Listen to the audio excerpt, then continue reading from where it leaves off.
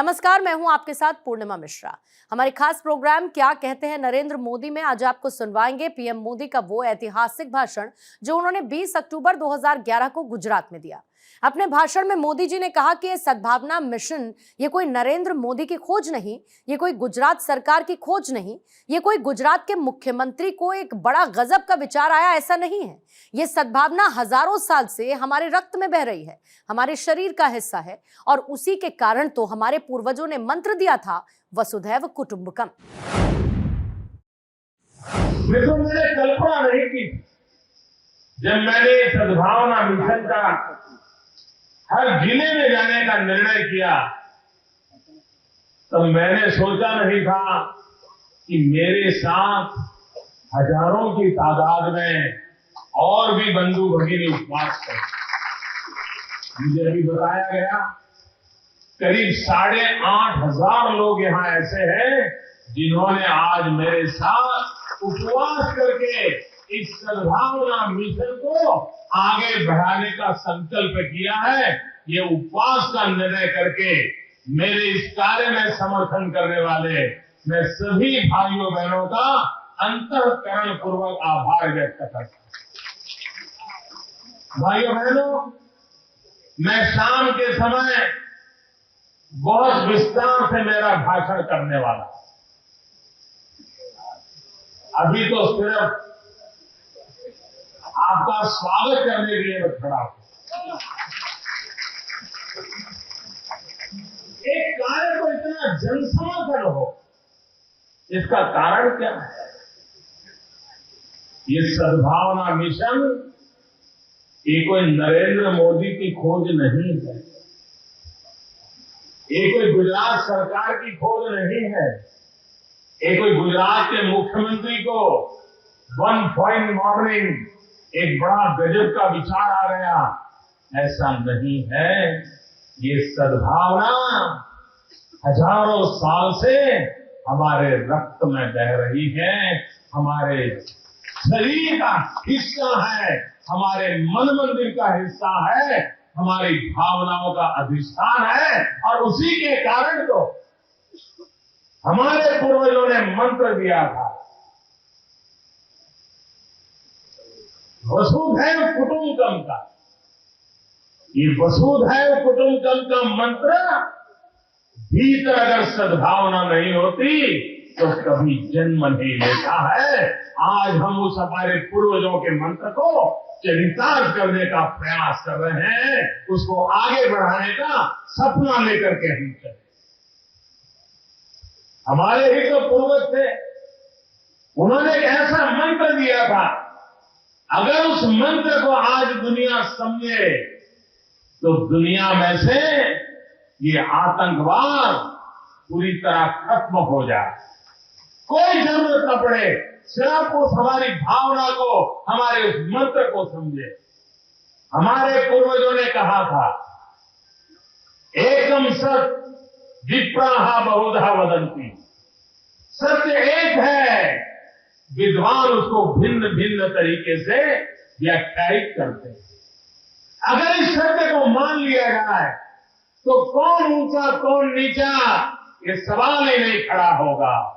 तुम इस परमात्मा को मानोगे तभी मोक्ष मिलेगा, और उस परमात्मा को मानोगे तो नर्क मिलेगा, ये विचार ही नहीं रहेगा। परमात्मा एक है, उसके रूप भिन्न भिन्न होते हैं। कोई मस्जिद में जाके नमाज करता है, कोई गुरुद्वारे में जाकर के ग्रंथ साहब को नमन करता है, कोई अरिहंत को पूजा करता है, कोई पारसी अध्याय में जाकर के गिरी की पूजा करता है, कोई शिवालय में जाता है, कृष्ण के मंदिर में जाता है। रास्ते कुछ भी हो सकते हैं, लेकिन अंतिम स्थान सबका एक ही है। ये विचार हमारे पूर्वजों ने किया। हमारे पूर्वजों ने कभी नहीं कहा था कि जब तक तुम वो रास्ता छोड़ करके हमारे रास्ते पर नहीं आते तब तक तुम्हारा कल्याण नहीं होगा। ये विचार कभी इस धरती में पैदा नहीं हुआ। हम वो लोग हैं जो हर विचार का सम्मान करने वाले लोग हैं, हर परंपरा का आदर करने वाले लोग हैं, हर पूजा पद्धति का सम्मान करने वाले लोग हैं, हर ग्रंथ का आदर करने वाले लोग हैं। ये हमारी विरासत है। आज जो गुजरात विकास की ऊंचाइयों पर पहुंचा है, कुछ लोगों को लगता है कि सरकार अच्छी चल रही है इसलिए विकास हो रहा है।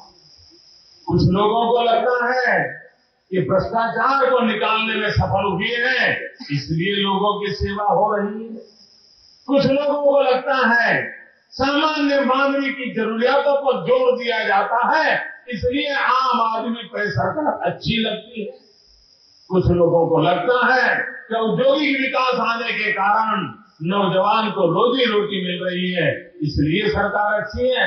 किसानों को लगता है कि पहले पानी भी नहीं था, बिजली भी नहीं थी, पैदावार भी नहीं थी, अकाल की नौबत रहती थी, अब पानी भी है, बिजली भी है, फसल भी है, कृषि भी अच्छी है इसलिए उनको सरकार अच्छी लगती है। अलग अलग लोगों को अलग अलग कारणों से ये सरकार भाती है, ये सरकार अच्छी लगती है। वो कारण में सच्चाई हो सकती है, लेकिन मुझे जो लगता है कि गुजरात के विकास के अंदर वो कौन सी ताकत है, वो कौन सी शक्ति है जिसने देखते ही देखते 10 साल के भीतर पूरे विश्व में गुजरात का डंका बजा दिया। वो कौन सी ताकत, वो कौन सी शक्ति है? भाइयों बहनों, मैं जिले जिले में जाकर के डंके की चोट पर दुनिया को बताना चाहता हूं। वो शक्ति है मेरे 6 करोड़ गुजरातियों की एकता की शक्ति। वो शक्ति है मेरे 6 करोड़ गुजरातियों ने शांति का जो रास्ता अपनाया है उसके कारण। वो शक्ति है मेरे 6 करोड़ गुजरातियों के भाईचारे की शक्ति है और उसके कारण आज गुजरात के विकास की गति दुनिया के अंदर लोगों को नजर आने लगी। भाइयों बहनों, हमें मालूम कैसे दिन देखे हैं गुजरात में। 1980, 1985 उन दिनों को याद कीजिए। इस राज्य का कोई शहर ऐसा नहीं होता था कि जहां कर्फ्यू की नौबत न आती। रास्ते चलते चाकू चलते, पतंग चलाने में झगड़ा हो जाए, कौमी दंगे हो जाते, एक ही साइकिल दूसरे पे टकरा जाए, आग लग जाती। किसी धर्म स्थान के आगे से बाजे बजाते हुए शादी निकलती है, शादी बारात, तो पथराव हो जाता। वो दिन हमने देखे थे,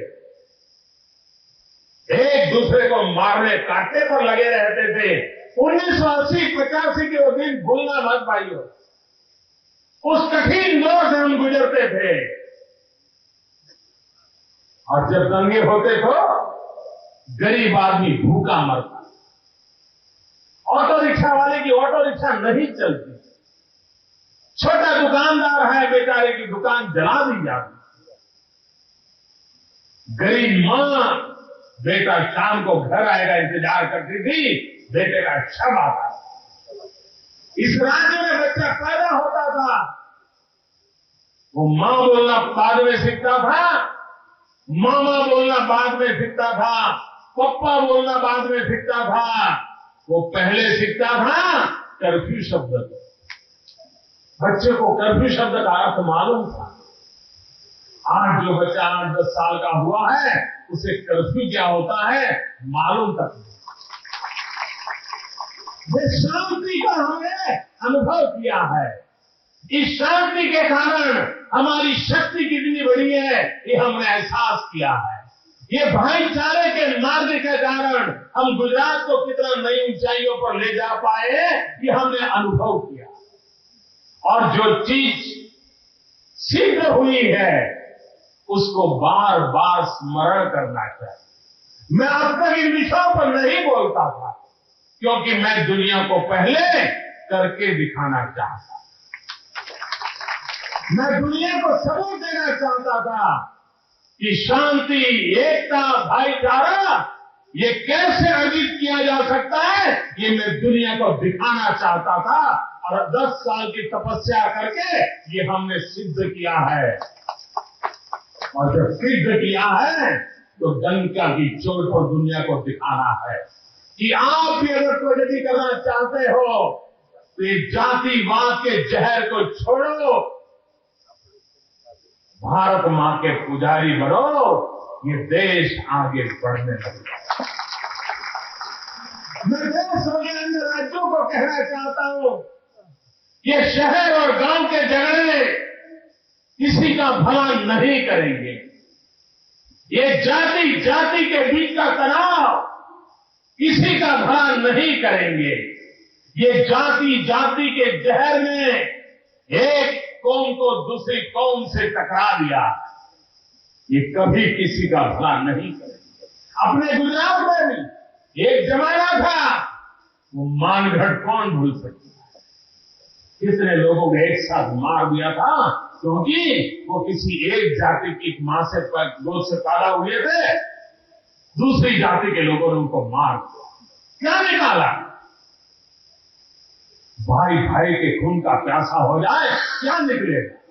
और इसलिए भाइयों बहनों, हमने लगातार एकता की कोशिश की, शांति की कोशिश की, भाईचारे की कोशिश की, और 6 करोड़ गुजरातियों ने 6 करोड़ गुजरातियों की एकता के मंत्र को जी करके दिखाया है।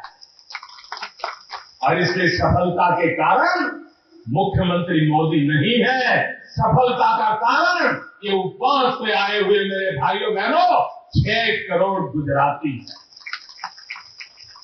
हम जितनी एकता की तारीफ करेंगे, जितनी शांति की तारीफ करेंगे, जितनी सद्भावना की तारीफ करेंगे, जितनी भाईचारे की तारीफ करेंगे, उतनी हमारी ताकत बढ़ेगी। और इसी ताकत को लेकर के मुझे आगे बढ़ना है। मुझे आपका साथ चाहिए, मुझे आपका सहयोग चाहिए। हमें गरीब के घर में रोशनी लानी है, हमें गरीब के आंसू पोंछने हैं। और ये हमारी सद्भावना का असर देखिए। उड़ीसा के अंदर बाढ़ आई, अनेक लोग बाढ़ के कारण तबाह हो गए। जैसे अभी धर्मेंद्र जी प्रधान उड़ीसा की गरीबी का वर्णन कर रहे थे, एक तो गरीबी और ऊपर से आपत्ति का संकट, उन बेचारों का क्या हुआ होगा। कुछ दिन पहले जब ये सारी जानकारियां मेरे पास आई तो मैंने सूरत और हमारे नवसारी के मित्रों को कहा कि हमने भी कुछ न कुछ मदद हमारे उड़ीसा के भाई बहनों को करनी चाहिए। ये हमारा मानवीय कर्तव्य है और यही तो हमारी सद्भावना है। और दूसरा, उड़ीसा के लोग मेरे गुजरात में पसीना बहाते, मेरे गुजरात की समृद्धि में उड़ीसा के भाई आकर के दिन रात मेहनत करते हैं, तो उनके भाई लोग जब परेशान हो तो हमारा भी तो कर्तव्य बनता है। और इसलिए कुछ मात्रा यही के नागरिकों के माध्यम से हमें जो सहाय मिली है, वो आज शाम को हम उड़ीसा में हमारे जो 2 नेता आए हैं, श्री धर्मेंद्र प्रधान जी और बहन सुषमा जी, उनको आज हम अर्पित करने वाले हैं। और करीब 6-7 ट्रक भर करके ये सारा सामान हम उड़ीसा पहुंचाने वाले हैं। और उन्हीं के माध्यम से उन गरीब दुखियारे लोगों को ये हमारे सद्भावना मिशन का संदेश पहुंचेगा।